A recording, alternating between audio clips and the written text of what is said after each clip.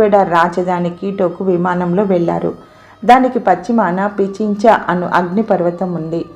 మట్టితో నిర్మితమైన ఇల్లు, ఎత్తైన మట్టి గోడలు, బాగా అలంకరించబడిన చర్చిలు, యూకలిప్టస్ చెట్లను కలిగిన ఈ పురాతన పట్టణంలో వారు 6 మాసాలు బస చేయవలసి వచ్చింది. ఈక్వెడార్కు తూర్పున ఉన్న ఓరియంట్ అనగా తూర్పు ప్రాంతానికి వారు వెళ్ళక మునుపు అధికార భాష అయిన స్పానిష్ నేర్చుకొనవలసి ఉంది. 2 వరుసలుగా ఉన్న ఆండీస్ పర్వత శ్రేణులు ఈక్వెడార్ను తూర్పు పడమరలుగా విభజిస్తున్నాయి. ఆండీస్ శ్రేణులలో క్రియాశీలకమైన అగ్నిపర్వతాలు కూడా ఉంటాయి. సూర్యకిరణాలు నిలువుగా పడుతూ ఎండలు వండిపోయే భూమధ్య రేఖ వెంబటి ఎత్తైన హిమగిరులు, హిమనీనాదులు కలిగి ఉండడం ఆండీస్ శ్రేణుల ప్రత్యేకత. ఓరియంట్ అని పిలువబడే తూర్పు ప్రాంతమంతయు ఆండీస్లో పుట్టి అమెజాన్లో కలిసే అనేకమైన జీవనదుల వలన విస్తారమైన వర్షపాతం వలన సతత హరిత వర్షారణ్యంగా ఉంటుంది.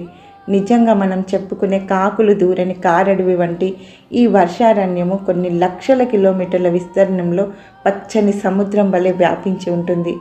ఈ అడవులోని కీచువాలు, హివరోలు, అశ్వారాలు, ఓకాలు చెదిరి ఉంటారు. మొదటి 2 నెలలు మిత్రులిద్దరూ గాస్పల్ మిషనరీ యూనియన్ వారి ఆవరణలో ఉండేవారు.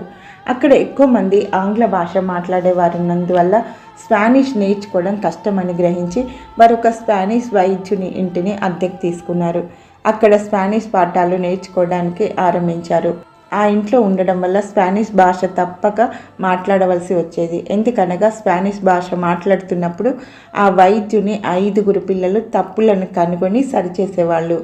మిషనరీలుగా తమ పరిచర్య కేవలం సువార్త ప్రకటించడమే కాదు, ఈక్వెడార్